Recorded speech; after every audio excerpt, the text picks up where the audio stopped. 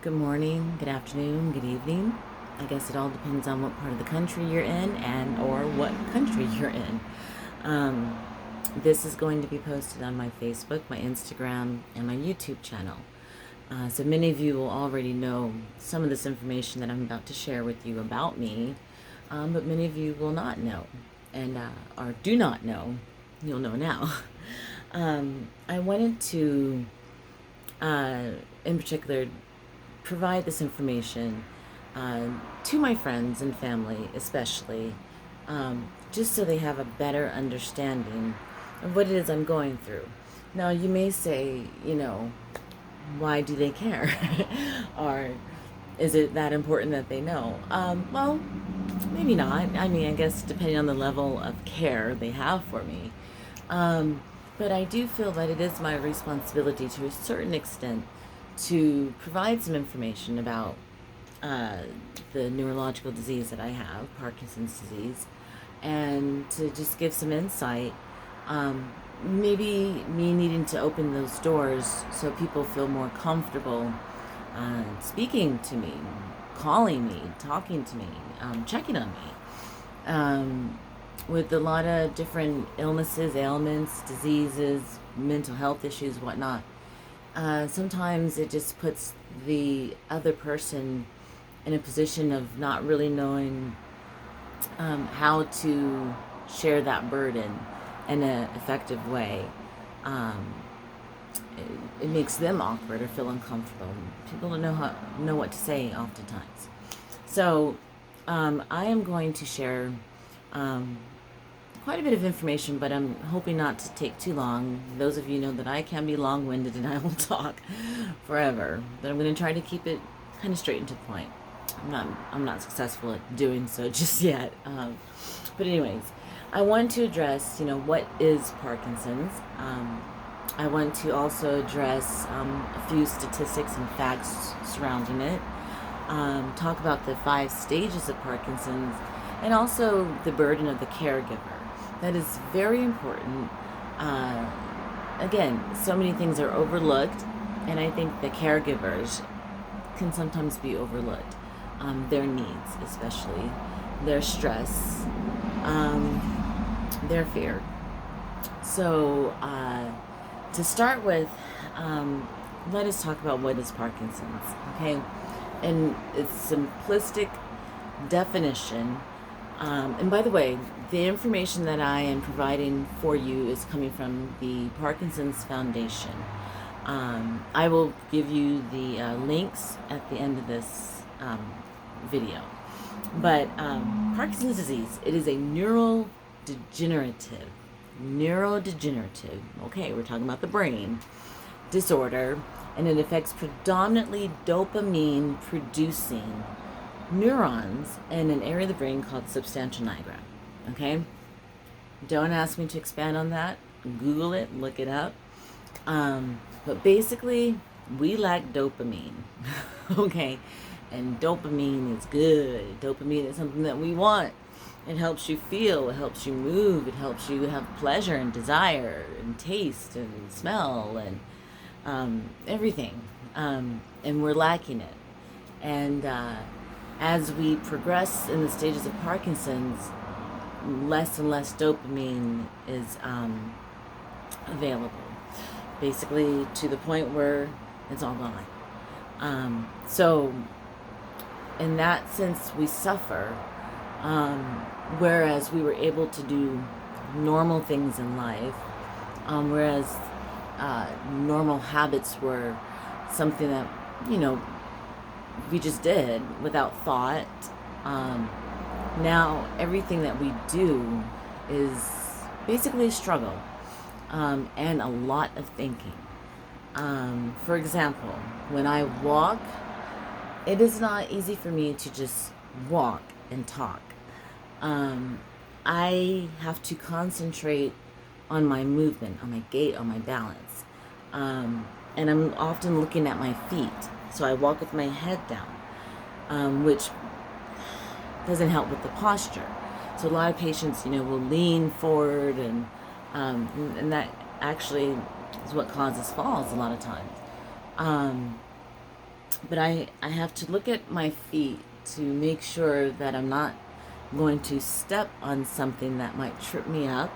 But at the same time, I have to maintain a good posture to help with my balance and help me, walk correctly.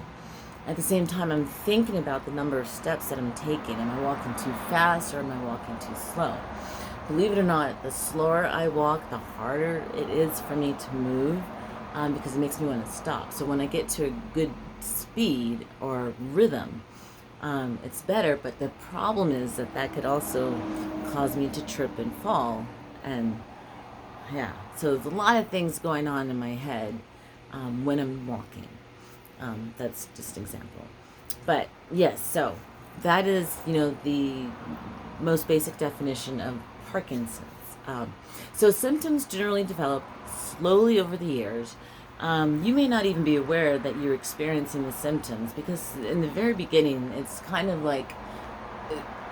surprising. You kind of doubt, like, or question yourself, is this normal? But, maybe you're forgetting things, or maybe you notice that your walk is slower, but you really haven't been able to pinpoint why, or it's not that progressive where it's even worth considering why. Maybe one side of your body just feels a little bit more slower or rigid, but you might think that you're just weak or tired that day, or maybe, I don't know, your riding is weird.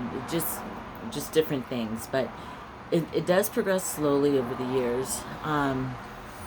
But it eventually gets to a point where you're just like, okay, this does not feel right. You know your body, and that's what happened with me. The symptoms for me was my gait, my walk. I was slow. I was dragging or scooting my feet. I was leaning.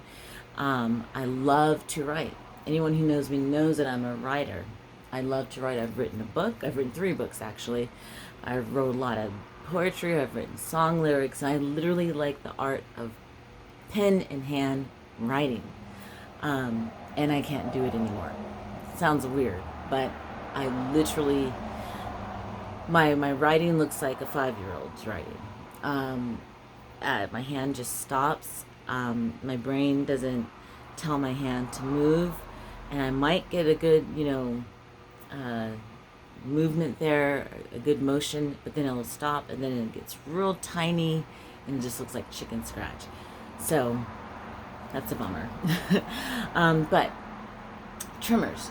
You'll start to notice tremors in your hand, usually, maybe your arm, and usually on one side of the body. For me, it's my right side.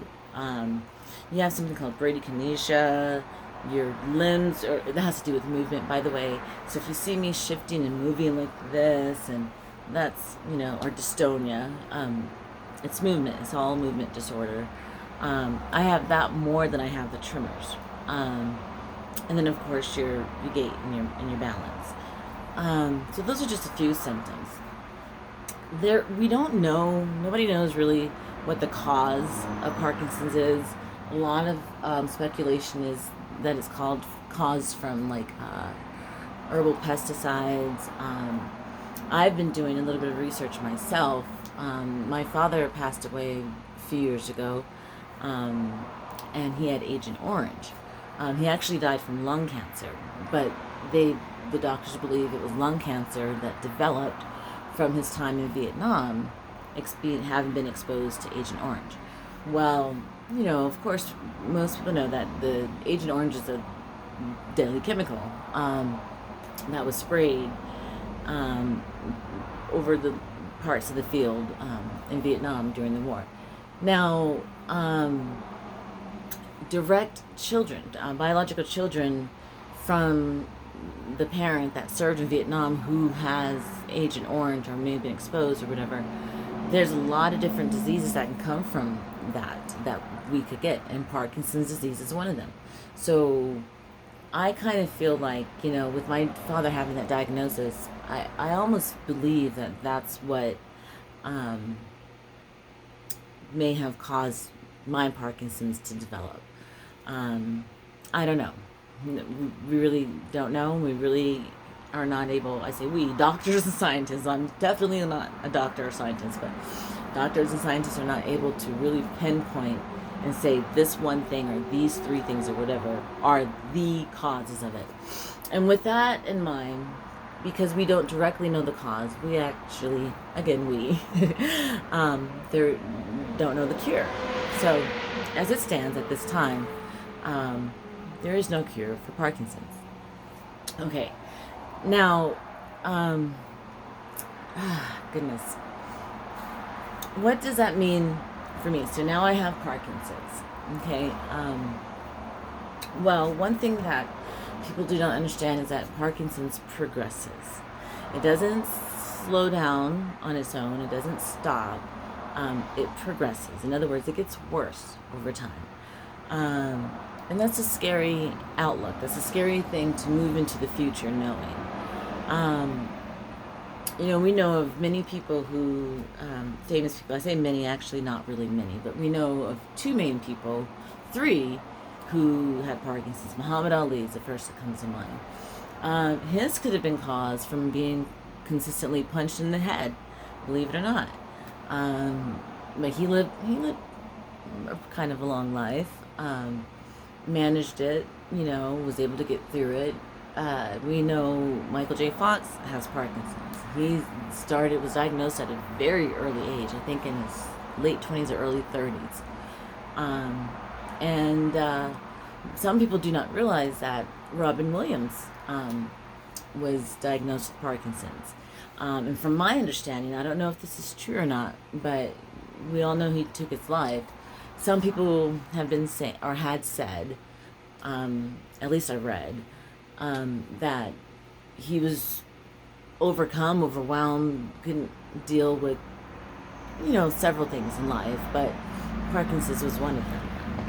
And I have to say, and you guys are going to want to hear this, but it can lead you to a place of despair. It really can.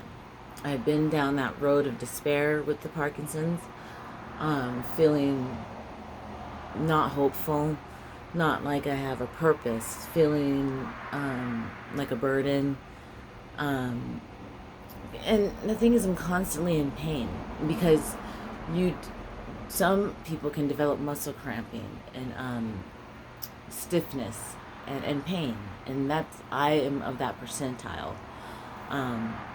So just like even now, my shoulder hurts so bad. If I just move it a certain way, it hurts. My legs, my knees. It's terrible. It's a lot of pain. 1 through 10, I'd say my pain is like an 8.5, 9 every day. And you have to learn to live with it. If you don't, you're not going to live. You're not going to be able to live with it. You literally will rot and die, if you don't do what you need to do to endure or persevere. And what you need to do is exercise. Literally, we have to keep moving. Funny, because it's a movement disease. You'd think we'd be tired of moving, but we have to keep moving. We have to keep exercising. That is the key. And it is one of the most difficult things for me to stay consistent with. But not only that, you need to have a proper diet. You need to continue to do brain things. So for me, I do a lot of research. I like to read. I like to do crossword puzzles. I play cards with my husband all the time because it's strategic. We play Scrabble. Things that help increase my memory and just stimulate my brain. And because memory loss is a likely thing. It's another symptom in later stages, dementia. I fear experiencing that. But it is what it is. And really what I've learned and what my hope is and why I'm even sharing this, not just with those of you who don't have it, but for anyone who does have it or knows someone who has it that's close to them. I'm just sharing, things just to keep your eyes open and to help you be aware of what that person's going through, and also how you can help them, if you care to, if you want to. Anywho, so this is pretty much, what Parkinson's is. There are other symptoms related. Well, how about I'll get into that in just a minute. So I want to talk about the stages. Stage 1. So during this initial stage, I kind of shared with you, the general stages. You're going to have the tremors, the movement symptoms, the posture, where you leaned over, the walking, not having balance. But another one is facial expressions. Oh my goodness. I must be a vain woman. I tell you, that facial expression is called masking. That one is one of the symptoms that I'm having the most difficult time accepting. I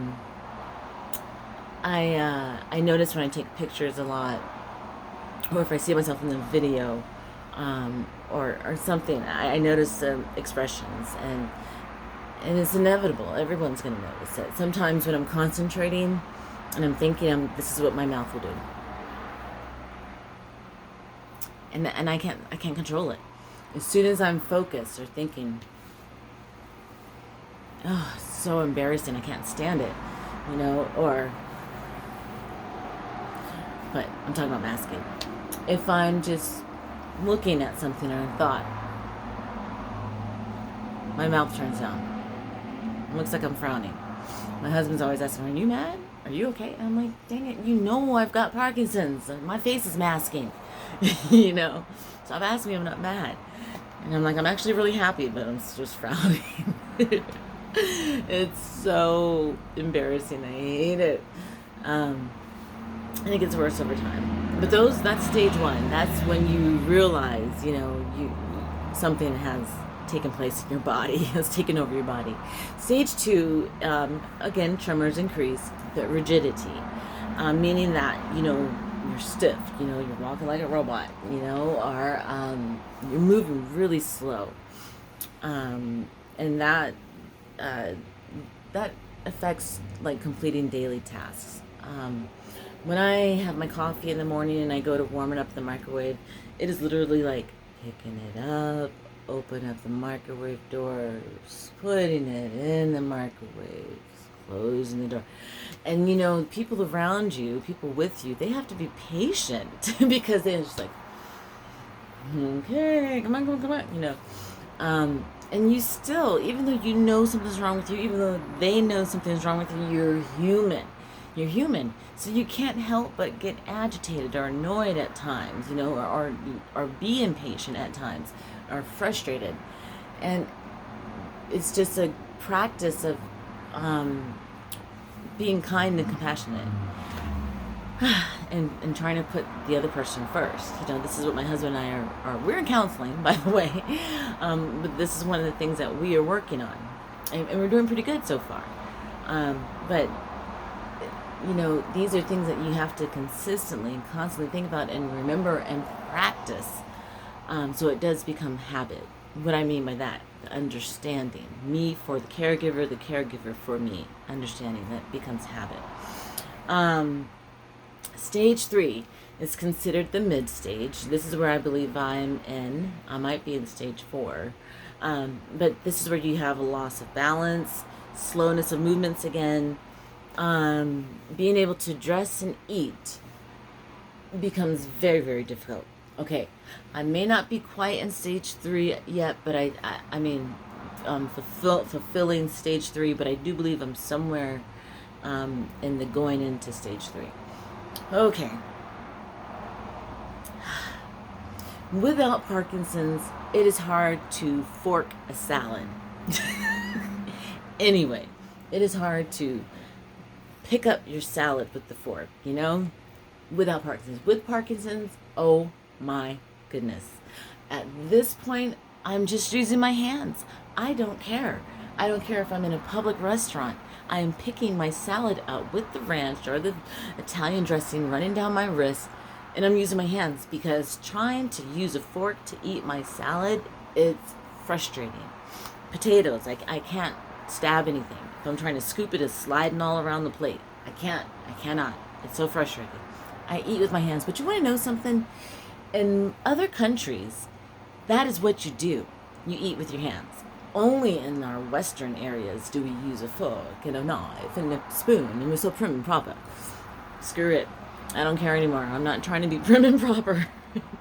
I'm just trying to get some food in my body. I'm just trying to eat. Yeah, eating becomes difficult. Holding your utensils becomes difficult.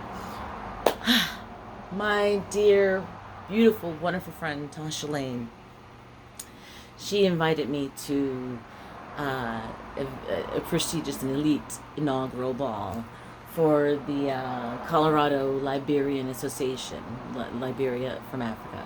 For those of you who think I'm saying Liberian, but I'm not. Not the books, not the library, Liberian. And anyhow, we were sitting, had a buffet. We're in the buffet line, and I remember, thinking, okay, just you look nice, you're in your dress and you're dressed up. Just be gracious, graceful, and I'm doing good. I'm putting the food on my plate, and I'm thinking, okay, I gotta hold this plate, and I have to serve myself. Don't ask for help. You got this, because I don't want to put that burden on my friend to help me. She's not gonna invite me to anything. She's not gonna ask me to do anything with her if she has to constantly help me. So I'm thinking, you got this. I'm scooping and putting on my plate. And then it came time to use the prongs to grab the chicken. Well, good Google Mooga. I could not pick that chicken up for nothing. And I tried. And the more I'm squeezing the prongs, my hands go, and I can't get, I'm like, oh my God, this is so embarrassing.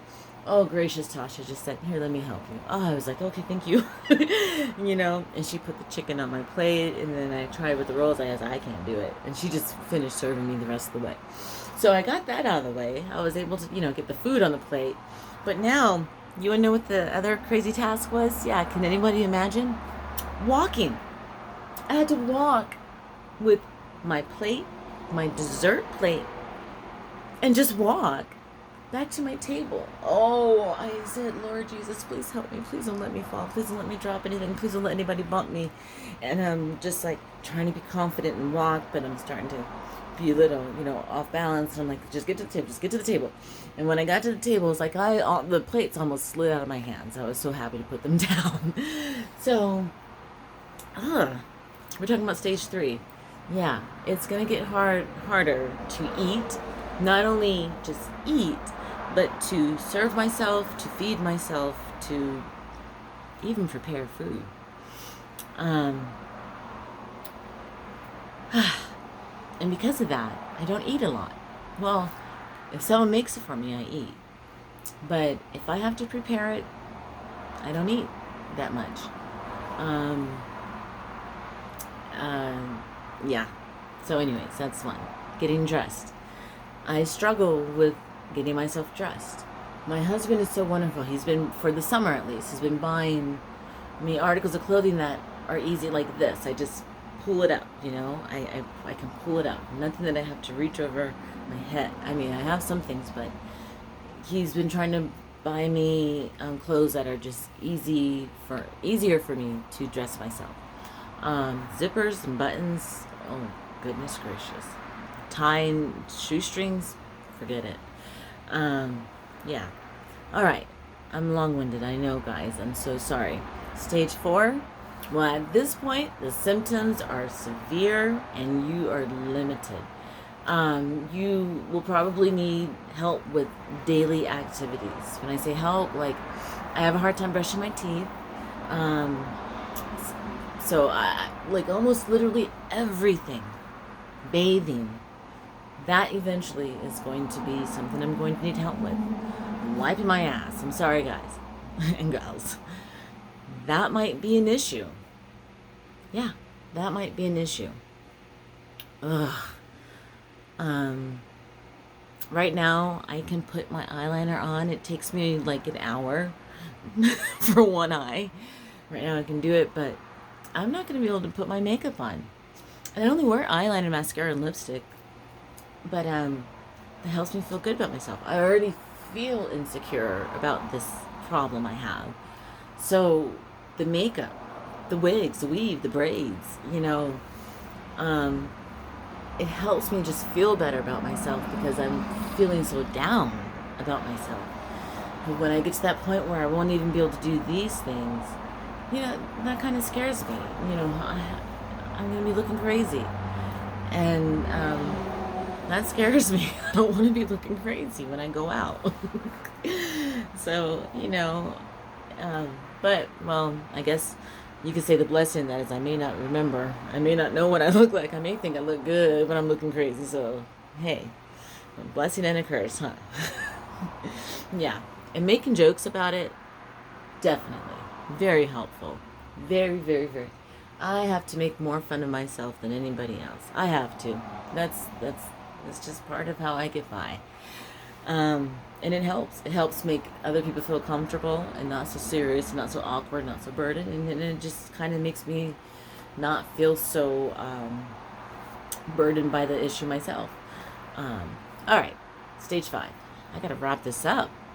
Okay, so the most advanced and debilitating is the stiffness in the legs. It makes it impossible to stand or walk, move. Oh gosh, here we go. Hallucinations and delusions. Now, see, some of y'all think I'm crazy already because I have visions. I've had visions since I was like 5 years old. But some of y'all don't understand that if you're not very spiritual.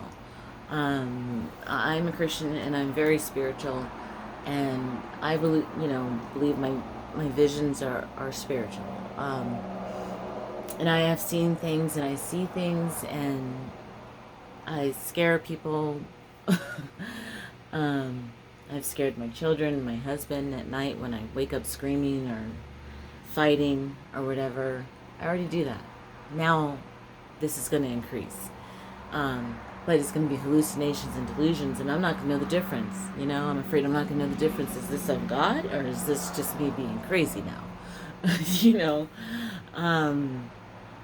And it's actually been happening. I'm constantly thinking that I see things walking past me, or shadows, or it's frustrating. And I guess my hope is that my partner, my husband, will be able to deal with it. I don't like using the word deal, but I do. I hope he will be able to deal with it, deal with me, when it gets progressively worse. So those are the stages.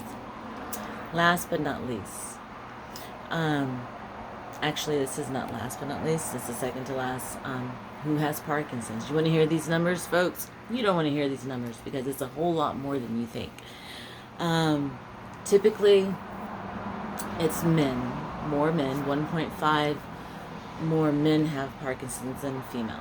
Usually, the diagnosis of that person is 60 years and older. But about 4% of people have it, under 60, like myself, 44. Michael J. Fox in his late 20s, early 30s. And I know some people who have it even younger. There's a person on my Instagram who I follow. I think she said she was 16 or 12. No, I think she was 12 when she was diagnosed. Oh my goodness, my heart just dropped. I don't know. It was aching. I was kind of heartbroken for her, but she's amazing. So a lot of people are having, and it's increasing. Nearly 1 million people in the U.S. are living with Parkinson's disease, and by the year 2030, they think it's going to be 1.2 million who will have been diagnosed with it. It is more than the combined number of people diagnosed with multiple sclerosis, Lou Gehrig's disease, muscular dystrophy. Yeah, I never can say that. It's approximately 60,000 Americans are diagnosed each year. and more than 10 million people in the world have Parkinson's disease. So why am I sharing all this with you? Because that's like a large amount of people. That's a large number. It is increasing significantly.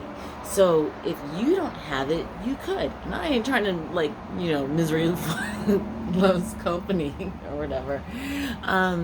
But if you don't get it, someone you're going to know somebody with Parkinson's. You're going to meet somebody. It's going to be someone in your family, a friend or something. It's increasing. So I think it is pretty important that you have an understanding, because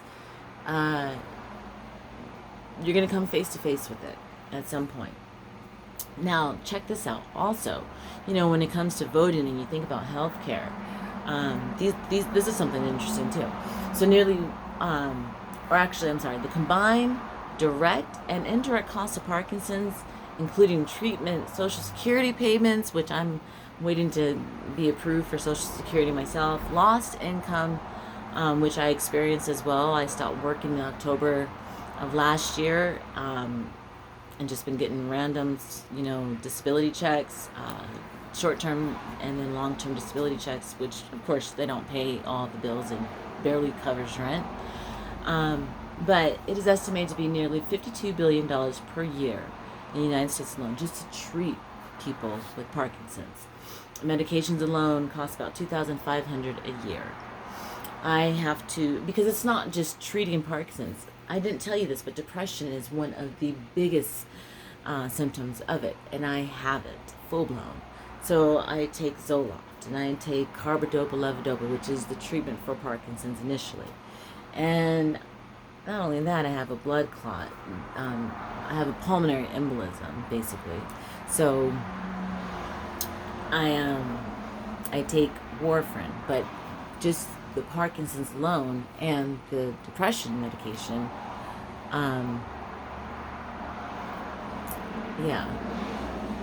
it's quite a bit. So, that's good information. Good information to know. All right. Caregivers. They have to deal with, is this Parkinson's, or is this person just using it as a scapegoat? Are they pulling the Parkinson's card? Can they really remember, or are they saying they don't remember because of Parkinson's? Can they really move, or they just don't want to, and using Parkinson's as an excuse to not do the dishes, or to help clean up, or to go pick something up or someone up? Wow. In a relationship, that's tricky, because people could very well be like that. I'm not. I hope not, at least. I don't think I am. But it's understandable that my partner, my husband, may question it at times, because he's doing everything. Everything. He's cooking. He's cleaning. He goes to work. And then he's taking care of me. Oh my God. And I don't know how to feel about that. Like, I have been an independent person all my life. That's hard for me, first of all, to be that dependent on somebody. But it's also hard for me to think that this person is going to wear himself out. So they have to get help. They have to have someone to talk to. They have to be able to have a day to themselves. They have to be able to just take care of their well-being. They have to. There will be no good for me or anyone else who's been taken care of if they are not good for themselves, if they are not well. And counseling for the two of you, oh my gosh, or for the whole family, very essential. Now I'm going to share something that I wasn't sure if I was going to share or not, but I decided I'm going to, because it is what it is. My daughter may not appreciate me sharing this. I'm not calling her out, but it is what it is. If you have children, parents, you need to find a very simple way to explain it to your kids, whether they are toddlers, elementary, high schoolers, or even young adults. They don't know what to think of it. They don't know what to think of you. I think it's difficult for the teenagers because, as for my daughter, it's her last year of high school. She graduated this year, but her senior year, so she's dealing with the pandemic already, and then dealing with not being able to hang out with friends and go places and do things. And then she lost her job, so now she doesn't have money, and then she's got the sick mom, and now because she's home doing school, she also can be home to help clean or help her mom or whatever. Wow, the burden that was put on that 17-year-old. I get it. Well, we're kind of headbutting a little bit. I don't know exactly everything that is going on with her, but I can only imagine. And I do believe a lot of it has to do with my Parkinson's being a burden on someone who's trying to grow, who's trying to get her life started. Difficult. Very difficult. Because for me, sometimes I feel like, oh, my kids don't care. They just don't care. They don't want to help me. They don't care how I'm doing. I'm going to die and they're not going to care. Okay, I get a little bit dramatic sometimes. But it does feel that way sometimes. And then they get mad at me when I say they don't care. And yeah. These are just some things that goes on in a family with someone, not just with Parkinson's, but with any type of neurological disease, any type of muscular disease, any type of mental illness, honestly.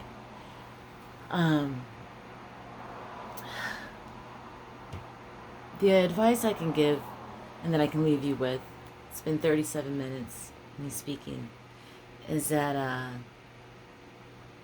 number one, pray.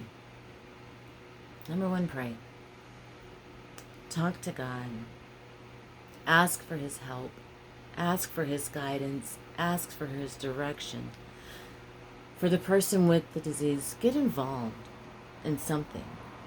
Whatever it is you're going through, figure out ways to contribute to the building up of that community.